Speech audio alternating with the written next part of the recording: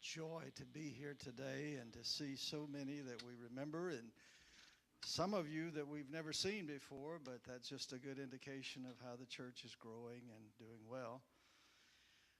We're visiting on vacation with our daughter, Corey. I think Corey's here, huh, Corey and Lonnie? Yeah, they're in the back. And after they got married, we retired, or semi-retired. We said, okay, my youngest one is married. I can go off and do something else. And we've been up in Colorado for 6.5 years. It's cold up there. It's beautiful. Now, we live 40 miles from a red light. Thank you, Lord. Where we live, there's no cell phone reception, so if you come visit us, don't bring your cell phone. You can bring it, but you won't be able to do much. But it's so peaceful. We had a flock of turkeys that had been in and out of our yard the last few days, 12 of them. We're thinking about Thanksgiving already. We were driving to see our son in Colorado Springs, and Margie was asleep in the passenger side of the car there, and I said, "Wake up, Margie." And she woke up and she looked out. She didn't have her glasses on. She said, what is it? She thought we were at a feedlot. There were probably 1,000 elk. I'm not exaggerating. They were out there just feeding in this big meadow, and they were so thick it looked like a feedlot. But I've seen herds of 50 or 60, but nothing like that. But we live in a beautiful, beautiful place. A little river flows in front of our house, and we've just taken time to smell the roses, if that's all right. I am getting ready to go to the Ukraine, and we're visiting here, and then we'll go over to Texas and see our daughter. I'll leave Margie, and I'll fly to the Ukraine, where I'll be teaching pastors and leaders for a course, and then fly back and go back to our church in Colorado for Easter. But it's so good to be here, and a lot of good memories. I'm just going to sort of do what I normally do, so if that's all right with you. Let me begin with, anybody ever been in the 9th grade before? Don't be like this guy that I used to be a foster care worker, and this guy was 15 or 16. He was in the 5th grade. He wasn't too swift. He was a kid that was in foster care, and I was bringing him in my car somewhere, and I said, his name was Joseph. I said, "Joseph," I said, "what are you going to do when you get grown?" He said, "I'm going to be a school teacher." I said, "Great." He's in the 5th grade. He's 16 years old. And I said, "Well, what are you going to teach?" He said, "6th grade." It had to be better out there somewhere. But when I was in the 9th grade, they made us read certain classics. And, of course, I did not read them by the content. I read them by the size. I went with The Man in the Sea. Anybody ever read that? It was about 140 pages. Or I didn't go with the Charles Dickens novels like that. But I remember one that I read that I really enjoyed. And it was by Jack London, The Call of the Wild, and about dogs and that sort of thing. And let me tell you one of the stories in there because it will relate to the message. It's this dog, big dog, 140 pounds. Life is easy in San Francisco. Somebody kidnaps him, sells him to dog traders, and this is in the mid-1800s, and he is shipped up to Alaska where he's going to be a sled dog. And it's telling all this from the dog's point of view, which was interesting. So anyway, he's going through all the trauma of learning to be a sled dog, and he's the biggest, but he doesn't know much about the cold. He doesn't know much about working. He's just a pet.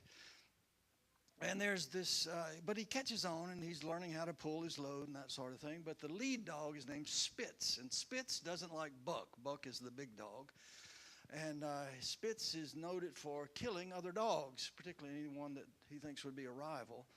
So one day when they're out of harness, and there are a number of sled dogs, probably 50 or 60, this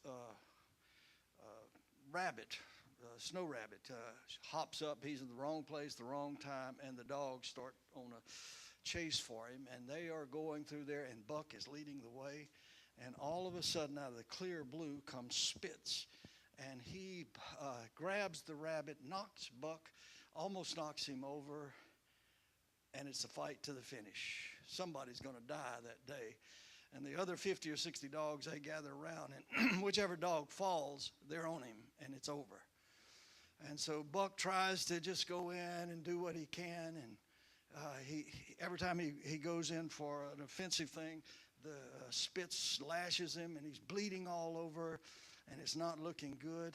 And so Buck changes his tactics. He goes high and then ducks low and bites Spitz's leg and crunches the bone. So now Spitz is fighting with 3 legs, and Buck tried that a few other times. He got the other foot, and now he's got both feet. And the dogs begin to circle in, and Buck backs off, and the job is over. Spitz is no more. Okay, what has that got to do with anything? It has to do with the message, if you will put it up on the screen. Because this is written during a time when there's trouble. Can you back it up a little bit? I don't think that's where don't we have a title on there? There, no, back it up a little more. A little more. That's all. Well, let me give you the message, because the title of the message is Keeping Your Feet on the Ground. It's from 1 Peter chapter 4 and 5, keeping your feet on the ground. Remember the story of Spitz. Whatever happened, Buck knew that if he lost his footing, he could die. We go through hard times, suffering. Peter is writing to a group of folks. This was about 64 AD. Guess who the emperor was? Nero. It was not a good time. Nero was about half nuts, maybe more than that. And Nero wanted land around his palace to extend his palace. And so the people thought he set the fires. But there was a huge fire in Rome, and it burned down a lot of the property. And Nero, when they started talking about it, he had done it because he took the land, he began to blame the Christians. And this was the first persecution, real persecution from Rome of the Christians. And they arrested them. Eventually they made it capital punishment to be a Christian. Just to be a Christian. And unless you denied the Lord and publicly denied him and publicly affirmed your faith in the gods of Rome, you could be executed. They would take Christians, and this is from historians of the time. They would take Christians and think about it. What would you do? Because we're having a little bit of that going on today. They would take the Christians, and they would, some of them they would skin alive. Some of them they would take and dip in oil and tie to a stake and light them as a torch. And Nero would ride around with his chariot, and some of the masses liked it, but many thought there's something wrong with this guy. But anyway, they were just killing Christians. And it was not a widespread persecution throughout the Roman Empire. It was very localized just to Rome. But it was the first big one. And Peter is writing to a group of folks that are going to go through some suffering. I find that suffering is not foreign to us. Now, I was reading an article in Newsweek. It was written March 26, 2015, and the title of the article was The New Exodus is Now Christians. The Mideast used to have 20% population of Christians. Now it's down to less than 5. They were telling in this story just how the Muslims, extremists, ISIS and all, are treating Christians. They told one story, this is in Newsweek, about how this man was a Christian, and this Muslim extremist went to him, put a sword to his throat and said, you confess that Allah is God or you die. And so he confessed that Allah was God, just to stay alive. And the Muslim extremists went around saying, we now have one more convert to our group. I don't know what I would do. I know what I hope I would do. I find in America things have changed in the last 20 years in a way that I would have never dreamed. I am not convinced that either political party has any answers. I don't even know how the election came out last night. You don't have to tell me, but anyway, I'm not real happy with what's going on. I've decided that God has to ultimately be in charge. I'll vote, but God must be in charge. But we better be prepared for whatever is coming. Things may not be as they were. And Peter is writing to a group who he realizes are going to go through some suffering. This same Nero is the one that would eventually crucify Peter upside down. He's the same Nero who would eventually take the head off from Paul, or have it done by his guys. And so these were real times of persecution and suffering. But I find that suffering doesn't have to be just life-threatening by a Muslim extremist.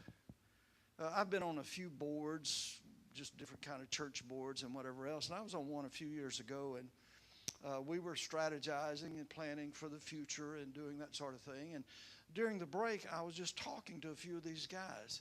Sometimes if you listen, you can learn something. And so I was asking one guy, and I said, "How are things going?" And these guys were all pretty wealthy. I don't know what I'm doing on the board. I'm a little pastor, and but anyway, I'm on the board, and so I just asked him how things were going. And I knew he had a pretty high job, at least I thought he did.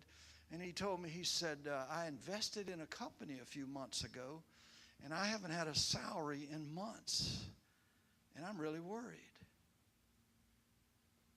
So there was one guy on the board that was a multimillionaire, and I thought, well, he's doing real well. And so I asked him how he was doing, and he said, "I went through a lawsuit," he said, "this past year, and I lost it. It cost me $300,000, and there are 2 more to go, and it could wipe me out completely." Did you know you can lose it all in a day? There was a third guy that was a medical doctor, and he was from another country, and but very educated, very sophisticated, loved the Lord, though, dearly. And I asked him how he was doing. And he said he had founded a clinic in his country, and people had come in and just usurped his authority and kicked him out. And since that time, he and his wife had been at odds. And he said, "I am facing bitterness like I've never faced before. Could you pray for me, Pastor?" We go through suffering. And if we don't handle it well, we can end up bitter, we can end up angry. And if we're spiritually bankrupt, we won't have anything to draw from heaven's bank when we go through a crisis. So it's important before a crisis comes, before major suffering comes, that we learn how to deposit in the bank of heaven and draw from God's account and get strength from God to be able to make it. So the message this morning is about keeping your feet on the ground. Now, we use that term to say, just keep your feet on the ground, which means that prosperity has come your way, success has come your way, and now all of a sudden you get the big head and you think you're somebody. But keep your feet on the ground. There are all kinds of ways that you can get your feet knocked out from under you, like Spitz did and like Buck almost did. I live up in Colorado. It gets cold there. Now, we've had the most beautiful spring. It's really nice. But about 2 weeks ago, it was 15 below zero. We live kind of right at the edge of the mountains. We're only 8,400 feet above sea level. But up in the mountains, it gets higher. So we had 8 inches of snow at our church, and up beyond that, they had 2 feet of snow. And we just pray they'll get all the snow because the trees need it. But I have to shovel it and all that. So I just pray for the others to get the blessing. But this was odd. In the last year, we've had 2 people in our little church, older guys, older than me, Uh,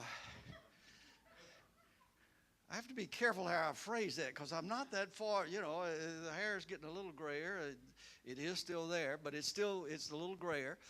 And we've had two guys in our church on two separate occasions that have slipped on ice and broke a femur and a hip, and ended up being brought to a hospital and then brought back and put in a nursing home for 4 to 6 weeks while they recovered and went through therapy. You see, they lost their footing. And when you lose your footing or you lose your balance, you're vulnerable and you can get hurt and you can be destroyed. We talk about the weapons of our warfare, in Ephesians 6, where it tells us to put on the weapons of our warfare. And one of them, we don't talk about it much, but it's having our feet shod with the preparation of the gospel of peace. Well, Paul is in prison when he's writing this, so he's looking at a soldier and he's checking out his equipment and all this other. And a soldier back then, when they were going to battle, now this wouldn't be their everyday routine, walking around the streets, but when they were in battle, they had shoes that had spikes on the bottom of them because they knew that when you're in hand-to-hand combat, if you slip, you're dead. If you lose your balance, you're dead. And Paul uses that analogy and puts a weapon of our warfare, the preparation of the gospel of peace. My point in saying all of this is we've got to find a way to keep our footing. And I don't think we have the scriptures there. I thought we would have, but we don't. So let me read a couple of scriptures to you. In 1 Peter 4, verse 12, "Beloved, do not think it strange concerning the fiery trial which is to try you." Don't think that's a strange thing. You're going to find trials, whether you're in Afghanistan or Syria or whether you're in Baton Rouge. As though some strange thing happened to you, but rejoice to the extent that you partake of Christ's suffering. So you can have joy, you can have a smile on your face, you can have an inner peace and a satisfaction even in the midst of suffering. Then in chapter 5, verse 10, he says, "But may the God of all peace, who called us to his eternal glory." Now, I think we do have that one. And I put this one in the New Living Translation because I wanted you to see the connection here. "So after you have suffered a little while, he will restore, support, strengthen you. He will place you on a firm foundation." You won't lose your footing. You won't slip and be downtrodden and somebody stomp on you. I've heard if they're grizzly bears, you can lay down. I don't do that well. I've learned to bring a 357 when I go walking. And so I don't want to shoot anything, but I want to scare them away. But don't lose your footing. If you run and you fall, it will attack and it will kill. And so Peter writes and says you can have a firm foundation. You can keep your feet solid and you can keep your joy. You can keep a smile on your face and you don't have to look like you're going through tribulation. You can look like something's inside you, that a peace that passes all understanding. A peace that will keep you. You can have roots that will go deep, and when the winds blow, you won't be blown over. You'll have the strength to endure, and you'll have the strength to go through something and come out on the other side. And so we want to look at a few things about how to have a firm footing, and I've listed 4 there. And if we'll look at the first one, I hope it's up there. First, be humble.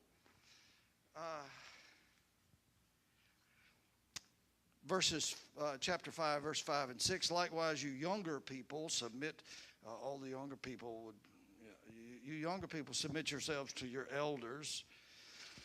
"Yes, all of you." Oh, no, he's starting to meddle. "All of you, be submissive to one another. Be clothed with humility. For God resists the proud, but gives grace to the humble. Therefore, humble yourselves under the mighty hand of God."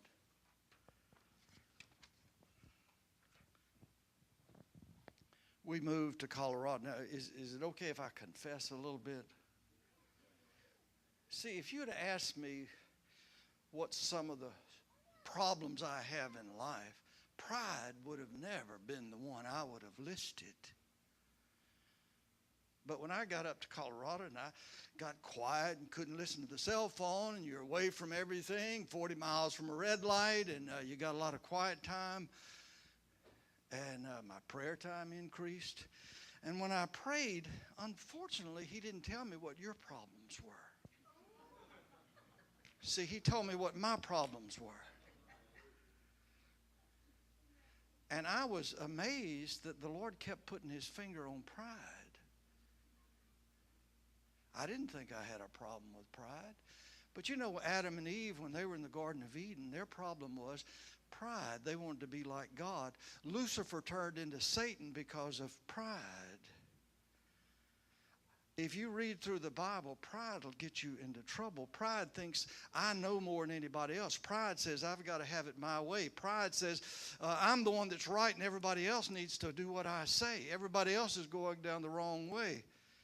You heard the story about this guy. He's calling on his wife called him on the cell phone, and she says to him, honey, watch out. The news report just gave a report that some idiot is going the wrong way on the interstate. He says, yeah, I'm there. And it's not just one car. They're all going the wrong way.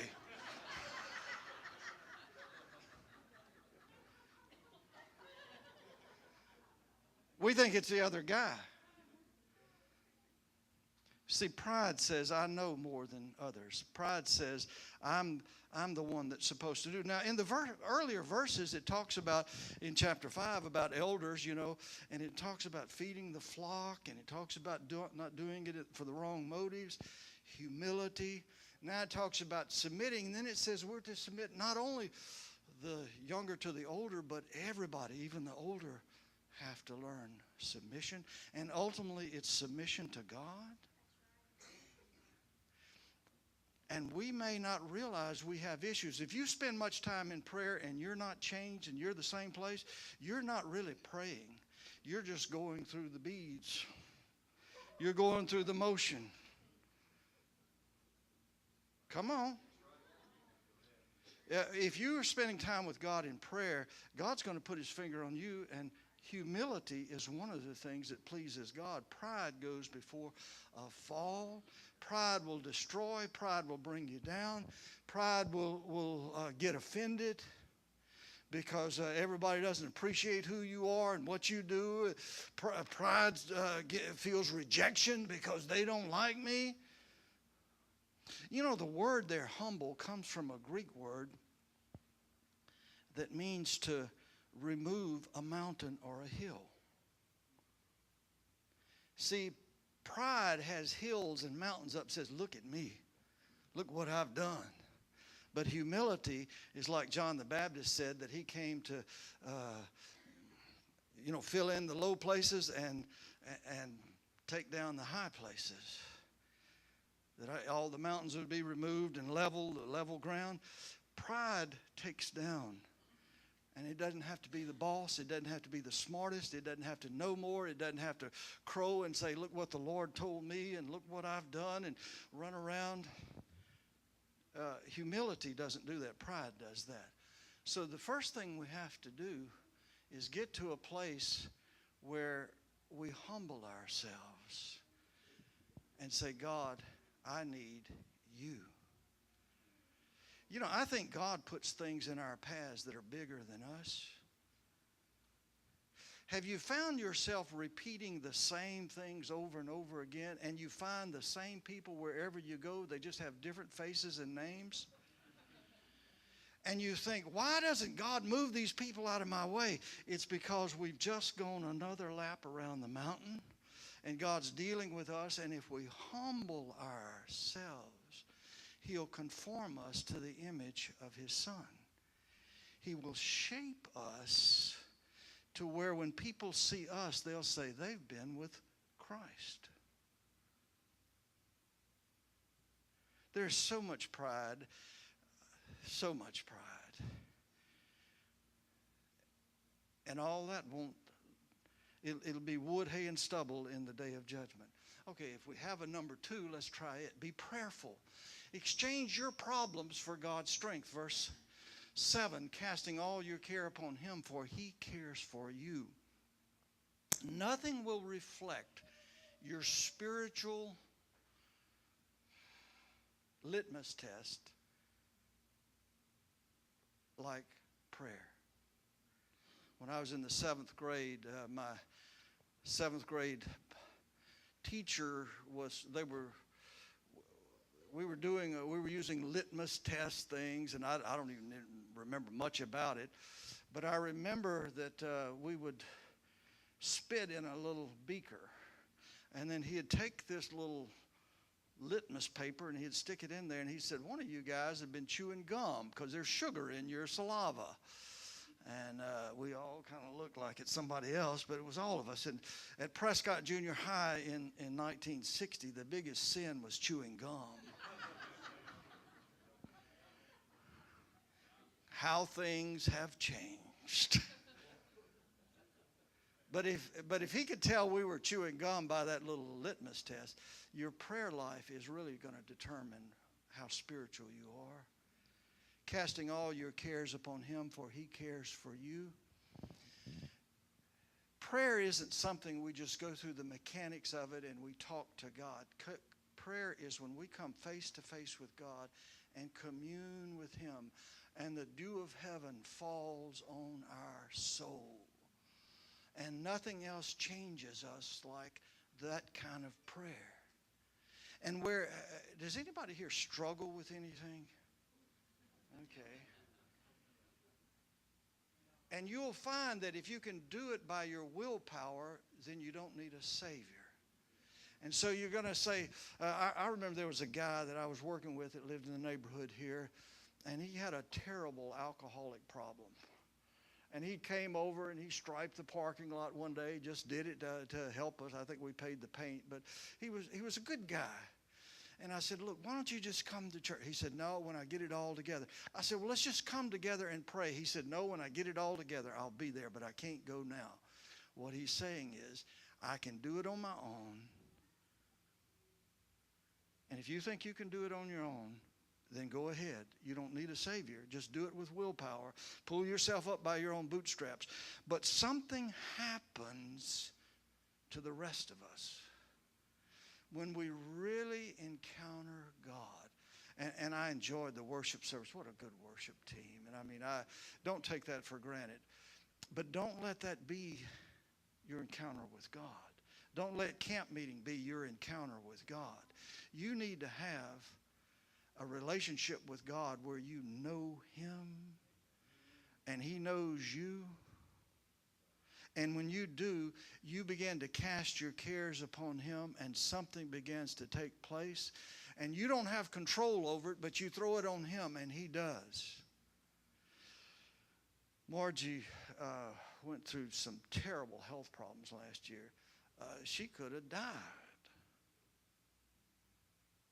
She had a cyst that she had to have taken off, and the doctor liked to killed her. They didn't give her the anesthesia like we thought they should have. But anyway, she got over that, she was in terrible shape for 2 or 3 weeks with that. And then she got shingles. The only problem with that is we paid $200 for a shingle shot. And 5 months before, we found out later only 54% it's effective for. They didn't tell us that when we paid the $200. So she finally got through the shingles, very painful. Then she got diarrhea and low-grade fever, and we went for weeks and weeks. And she lost strength, and she lost weight, and she got to where she couldn't even climb up the stairs. She had to sleep downstairs. And they finally diagnosed it as C. diff. I'd never heard of C. diff. Anybody heard of it? Well, we've heard of it. I looked on the internet, and it said, now I don't know, the internet doesn't always tell the truth, but it said 29,000 people a year die from C. diff in the United States. I told the doctor that, and she said, well, that's not very many. It's not very many unless you're one of them.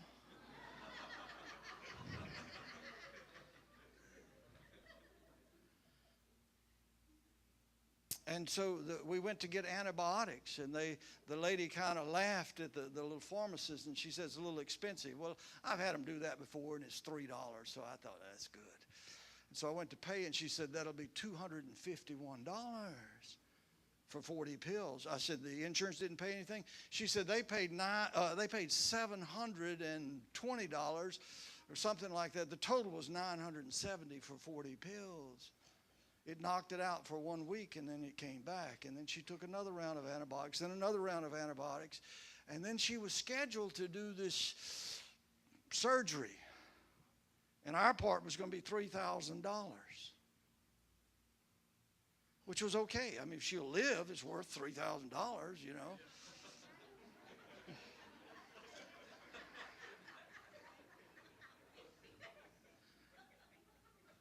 And they said, we need a new specimen of the diarrhea. And this is kind of, anyway, she didn't have diarrhea. Let's put it that way. And they kept saying it. We need a new specimen. But she never had diarrhea again. That was last June. God healed her.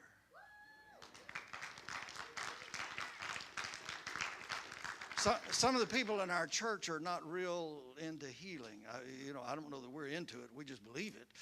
But don't understand it, but we believe it. But there were a lot of folks praying. The prayer of faith saves the sick. Listen, if you can cast your cares on the Lord, I don't know how it's all going to work out. I was talking to Brother Lawrence this morning, and his wife passed away, I think, about a week ago. And Sister Lawrence, they're just a precious lady. And he said, Pastor Long, we prayed for her to be healed, but God took her. She's healed now. And that's the truth. There comes a point when you do pass from this earth into the next kingdom. And when you know the Lord like Sister Lawrence did, then the angels of God meet you, and you will be known as, you'll know as you're known. And we don't understand healing, but I'm telling you, I believe the healer lives today. And I believe we can cast our cares on him. And we can put our burdens on him. And, in basketball, we went to watch a LSU basketball game the other night. I mean, you got to. It's Baton Rouge. Never saw a town that had so many stickers everywhere about LSU. And they barely won, but they won. But I found that when you watch basketball, they've got one ball, 10 players, several refs. And if the players decide they want the ball at the same time, it's called a jump ball or a tie. And somebody has to decide who gets the ball. The ref does, and you'll see the arrows go back and forth. If you cast your cares on the Lord, you have to let go of them, or it's a tie. If it's a tie, the game doesn't go on until you let go and say, it's your turn, Lord, to have this one. I've had it long enough. Casting all your cares upon him. One of the songs that's one of my favorites, they sang it when I was ordained in 1970. Let me tell you the story behind the story, because I think it's important that we understand about prayer.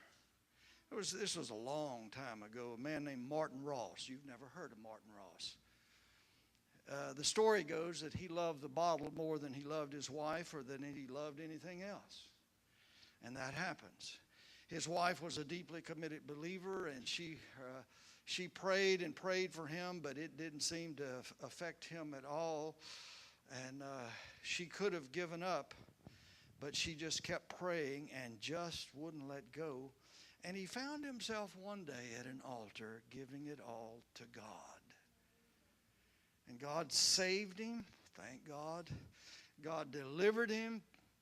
God set him free, and then God called him into the ministry. He became a pastor at a little Baptist church up in New York.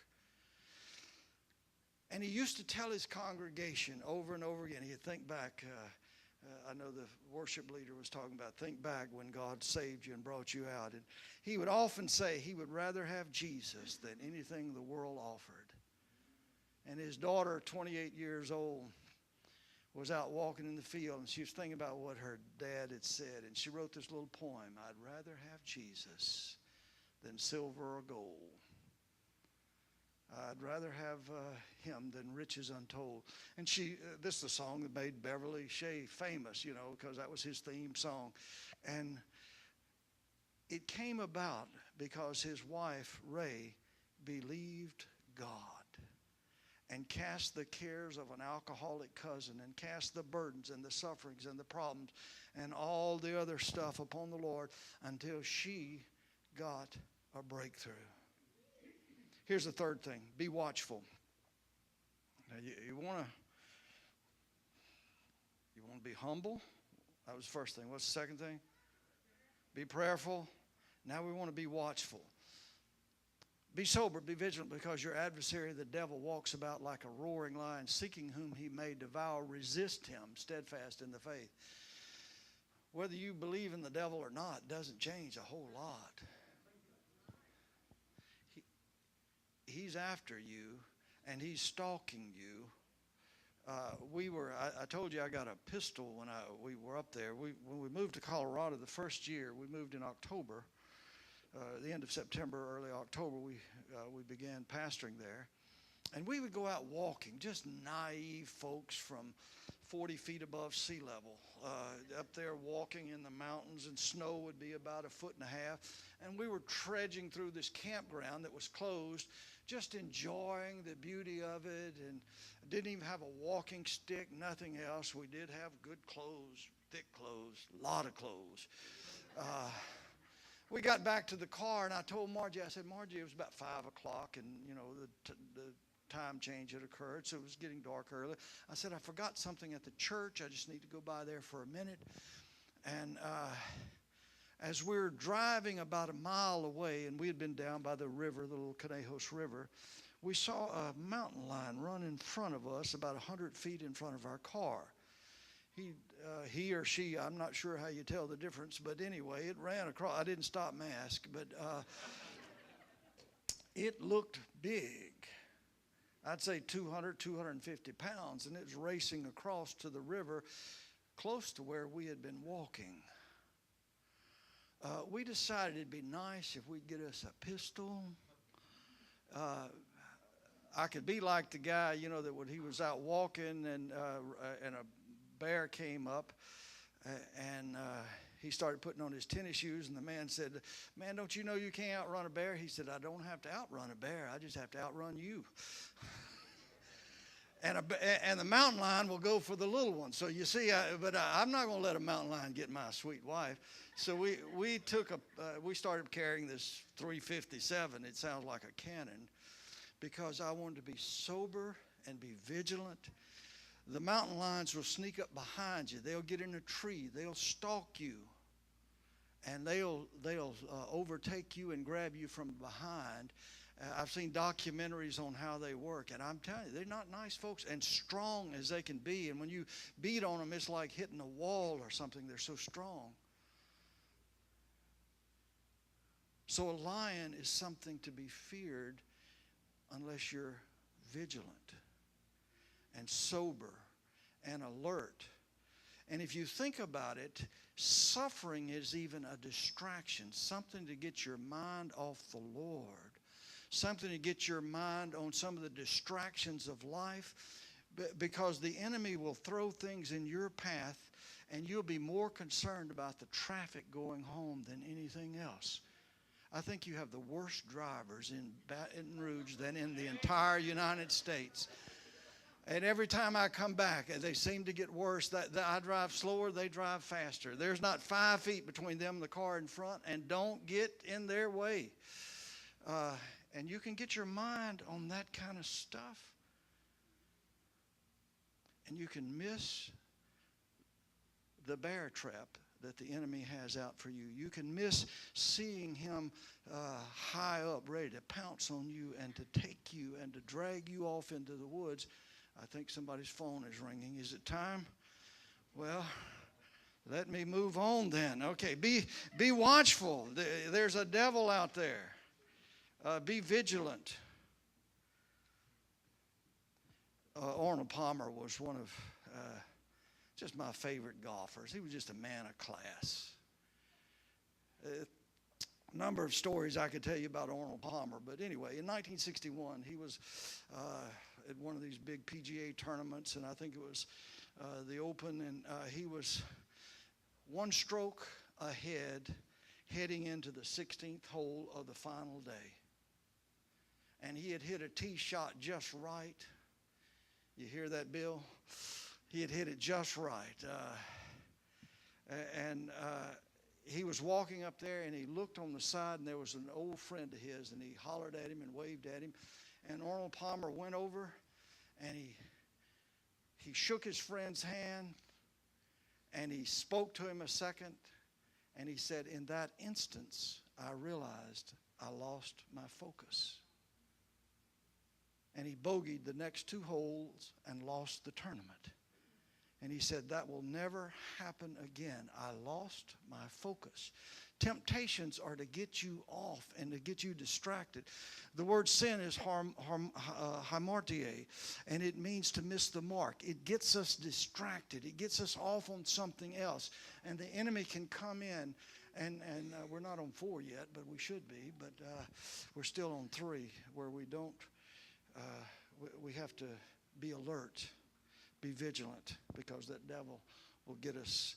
All right, let's go to number 4. It's time to beat the Baptist to Piccadilly or whatever you have these days. All right, what are we at now? Be encouraged. Draw courage from what other believers have overcome. Listen to what this says up here. They say we've humbled ourselves, we've drawn near to the Lord in prayer, we're vigilant of the devil, but one of the greatest resources we have is look around you. Now, as a pastor, I'm supposed to feed the sheep, but you'd be absolutely amazed how much encouragement I get from you and how you deal with things. I see Rosalie. How old are you? Well, I don't want to say how old she is, but she told me how old she was, and she's a senior citizen. I've known her since I was in Boy Scouts, and Glenn and I were in Boy Scouts together, and a long time back. But Rosalie has remained faithful to God.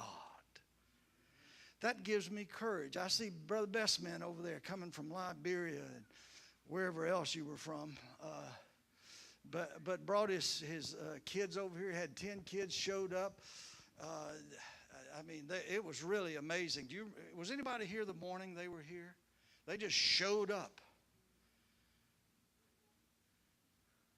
You're talking about cultural shock coming from where they were in Liberia to here.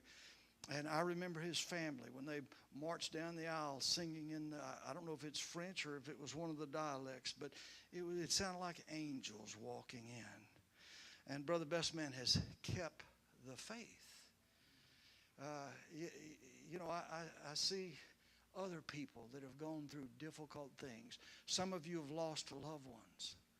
Some of you have gone through the greatest of tragedies. I think about Brennan. When was that? May of last year. I called and we chatted a little bit. But, when you lose a son, what was he, 21? At 22? And your heart absolutely breaks. But you remain faithful to the Lord. And you say, I'll get up again. I'll smile again. I'll make it through this again. I won't stay down. Some of you have gone through divorces. Some of you have had loved ones that have died or spouses that have died. Some of you have gone through financial difficulties. But you get up again. My dad was, I think he was John Wayne's, who I think he was. He had his faults and flaws. He was not touchy-feely, and all this stuff. But he was a good man. And he was an exercise fanatic. He would go walk. Well, he jogged till he was 76, and his knees gave way. And so then he walked 3 or 4 miles a day, every day. 98 degrees, he's out there on the track at Walker. And he had a stroke when he was 79, and it knocked him for a loop. And they thought he'd be able to walk again, but he could never get his balance. And eventually, my mother died, and my dad was in a nursing home, spent the last 9 years of his life, and that is pretty depressing. I mean, we're talking about bedpans and all the other stuff. You can't get up. I mean, and this was a strong man, very, very dignified, very proud. And every time I went in there, you never heard him complain. He would always ask about how someone else is doing, how you're doing, or whatever else. And he kept a positive attitude. And the first year, he was just really depressed. And I asked him about it, and my dad wasn't one that would tell you what he's feeling. But several years later, we were talking, and I don't know, I caught him at the right time, but he started talking about his feelings. And he said, when I first came in this nursing home, he said, I was so angry. And I said, what were you angry about, Daddy? I knew what he's angry about, but you just let him talk. And he said, I was angry because I had taken care of myself, and I didn't think this would happen to me. I said, well, who were you angry at? I figured he'd say my brother or somebody, because I was in Texas at the time, so he couldn't blame me. And he thought for a minute, and he said, I guess at God. And I said, well, how'd you get through it, Daddy? Because you don't seem angry now. He said, I guess time and prayer. I get great courage from that. The Bible says, don't forsake the assembling together of yourselves as the manner of some is. It tells us as we come together that we get encouragement, Pat, that something is dropped into us. We get courage put into us when we're around people that have gone through things and come out on the other side. And Peter writes, and he says, look, you're not the only guy that's ever experienced suffering. You're not the first. You won't be the last. Come on, get up. Let's get moving again. Let's don't just wallow in self-pity. We're going to make it. We're going to have joy. We're going to have peace. We're going to have love. We're going to have victory.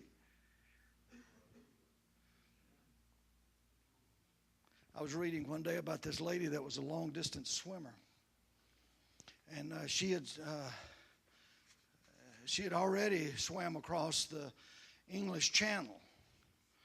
And so she decided she was going to go from the Catalina Island to the California shore.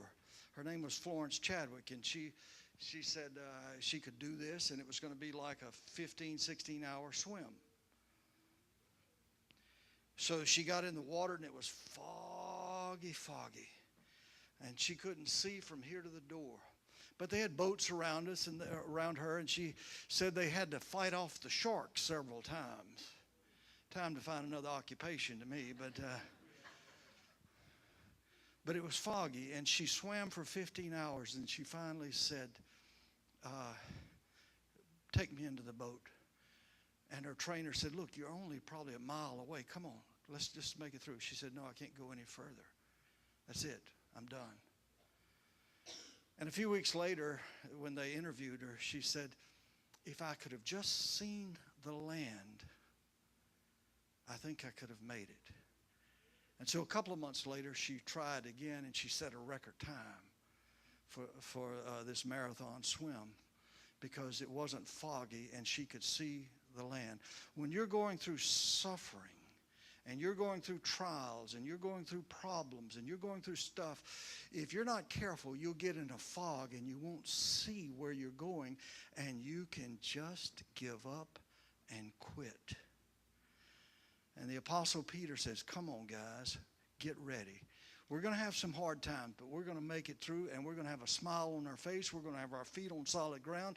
We're going to have the joy of the Lord as our strength, and we will make it. Whoever is elected president, whatever the Supreme Court does, or whatever justices they get to replace Scalia, whatever happens, we're going to be the people who know our God and will be more than conquerors. Bow your head, would you? I want to pray for you. Is anybody here really going through something tough? I mean, really tough. I'm not going to call you up here or whatever else, but if you need prayer and you say, I'm going through some stuff that I need God's grace on, yes, Put your hand down then. Anyone else? I want to pray for you in particular. Anybody? Yes. Okay, you can put your hands down. Okay, I see you there. Okay. Anyone else? You're going through something and you need God. Okay. Anyone else? Father, as we come to you, we need you like never before. We are nothing.